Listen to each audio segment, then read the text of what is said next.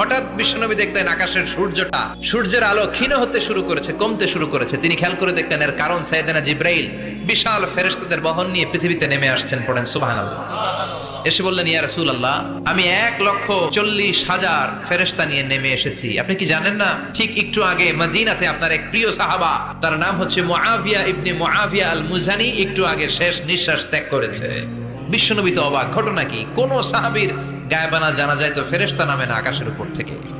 বিশ্বনবী জিজ্ঞেস করলেন, জিব্রাইল, কোন সাহাবীর গায়বানা জানা যায় তোমরা আকাশ থেকে এত ফেরেশতার বহর নিয়ে নামো নাই? কি এমন আমল করেছে আমার মুআবিয়া?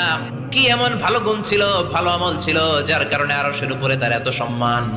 আপনার এই প্রিয় সাহাবী হাঁটতে বসতে চলতে ফিরতে সব সময় পড়তো কুল হুয়াল্লাহু আহাদ আল্লাহুস সামাদ লাম ইয়ালিদ ওয়া লাম ইউলাদ ওয়া লাম ইয়াকুল লাহু কুফুয়ান আহাদ। পড়েন আল্লাহু আকবার।